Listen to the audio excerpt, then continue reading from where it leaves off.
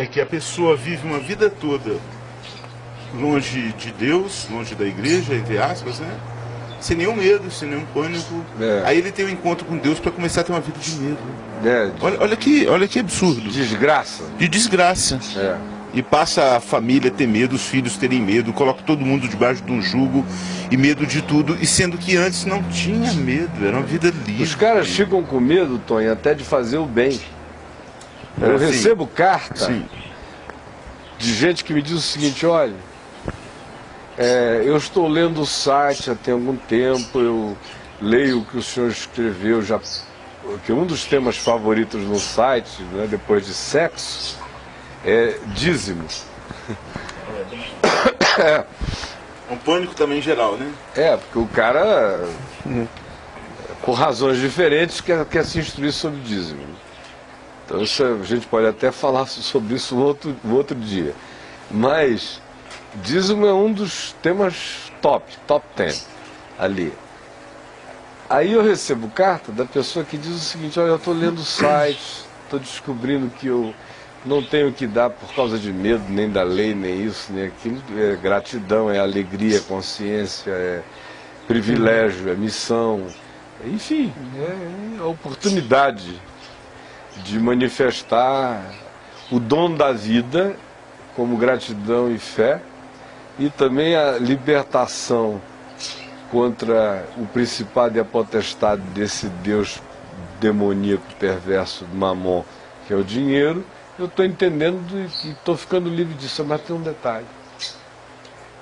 Eu não consigo, na prática, viver aquilo que na minha mente eu já comecei a entender. E eu queria lhe pedir uma ajuda. Chega toda hora esse tipo de questão. Eu gostaria de pegar o meu dízimo e colocar uma parte num lugar tal que eu vejo uma enorme necessidade, num lugar tal que eu vejo uma enorme relevância. Gostaria de pegar uma outra parte e ajudar uma irmã, um irmão que estão num perrengue, passando fome, necessidade, assim. Mas eu não consigo, porque me disseram tantos anos que se eu fizer a administração da minha doação, eu estou sob maldição.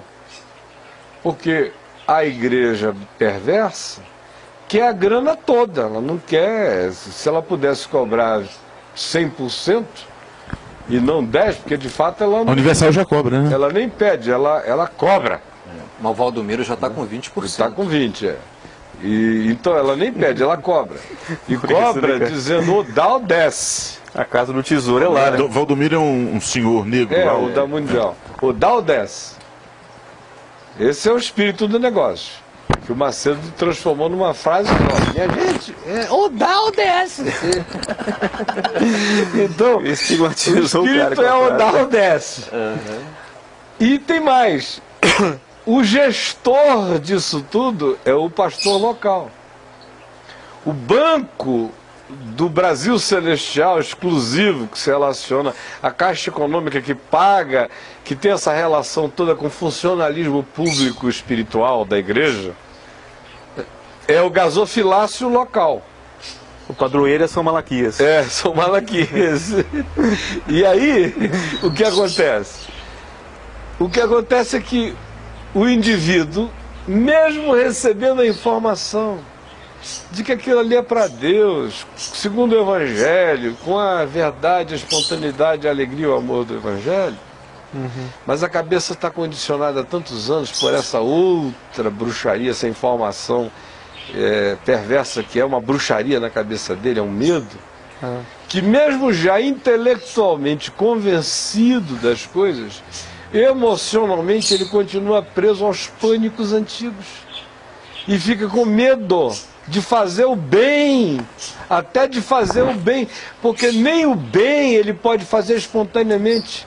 Ele tem que entregar o dinheiro dele, ou o recurso dele, ou o dom dele, para aquela caixinha de gestão determinar o que é bom e o que é mal, com o que é dele, porque ele não pode nem ter a espontaneidade do bom samaritano. O bom samaritano não pode ser membro de nenhuma igreja evangélica desse tipo que eu estou descrevendo. Ele não cabe lá. Porque o cara cairia na maldição de ter pegado um dinheiro para socorrer um estranho sem nome, fora do gasofilácio, fora do dízimo, fora de não sei o quê, pode estar até alimentando a maldição. Se ele chegasse para a igreja e dissesse, eu socorri um homem, olha, desculpa, pastor, o dízimo que eu ia dar esse mês eu não pude dar porque eu ia andando ali entre Jerusalém e Jericó e tinha um cara caído no meio do caminho e eu peguei tudo que eu tinha e ajudei, e o cara vai dizer, mas como é que você fez isso? Você conhece a origem espiritual desse homem? Estava caído? Você fez uma pesquisa? Um ponto de contato se estabeleceu. A que ele estava ligado? Você pode estar pegando a sua semente santa e colocando num vasilhame de maldades. E agora você tem que purificar a sua primícia. O dízimo no mês que vem, meu irmão, vai ter que ser dobrado, que é para poder cobrir e apagar a semente equivocada que você colocou nessa salva de recepção desse carente miserável na estrada, cujo pedigree não foi discernido. Você não sabe se ele era filho de um macumbeiro, você não sabe nem o que ele vai fazer com a recuperação da saúde dele. Pode ser que ele se recupere para fazer males que você desconheça. Então até o bem fica proibido, porque a gestão é toda concentrada. O que João recomendou na primeira epístola dele, aquele que vir o seu irmão passar necessidade e para ele fechar o seu coração, não existe mais, porque no máximo é se o pastor vir e decidir ajudar algum irmão. Porque o indivíduo não tem mais nem o direito dele mesmo ver, dele mesmo enxergando, decidir, dele mesmo meter a mão no seu próprio bolso, tirar o quanto quiser, tudo ou nada, a porção que lhe interessar e dar para quem quiser. Ele não pode mais. Porque do contrário ele pode cair em maldição, porque vai fazer sonegação da inteireza do recurso todo no banco de Deus para a gestão desse banqueiro de Deus que é o pastor. Do contrário ele vai cair numa maldição, mesmo que seja na realização do bem. É um corbão mais perverso ainda do que aquele de Marcos 7, mas que está em prática. Quer dizer, ele tem a permissão de não ajudar nem pai, nem mãe, nem tio, nem amigo, nem os filhos. Tem muito pai aí na iminência de ir para a cadeia sem pagar a pensão alimentícia, porque não dão o dinheiro para os filhos para não deixar de faltar o dinheiro no gasofilácio do cassino religioso ao qual ele está ligado, e que é também um centro de radiação de macumbas contra ele se ele não for lá e não cumprir o papel dele nessa Las Vegas de maldade, né, de caça-níqueis. Eu lembro de você falar para nós que cada geração teve o seu apocalipse, mas isso que a gente está vivendo está demais, não está não? Está ficando como poucas gerações tiveram a chance de viver. Pois é, isso mesmo. Assim, tá muito estranho você falando sobre os motivos pelos quais esse tipo de igreja elenca a proibição para o qual o indivíduo não pode socorrer a outro. Eles falam também que você, quem sabe Deus está pesando a mão naquela pessoa e você está interferindo no castigo divino. Não entra não. É uma religião. Deixa o cara morrer. É de casta. Exato, eu pensei exatamente nisso. É hindu. A purificação que você tem que fazer. É de castas. Então ele está naquele estado ali, a gente prega para ele que ele pode sair daquele estado para um outro, e se ele aceitar e vier, ele que dê um jeito de vir, chegar e começar a prosperar para poder contribuir, para manter o significado e a relevância dele. Por isso crianças são tão pouco importantes nesses lugares, e velho, então quem é que é velho em igreja neopentecostal? Só o R.R. Soares, porque os velhinhos dele ali do Show da Fé são classe média média, classe média baixa, pode olhar o perfil.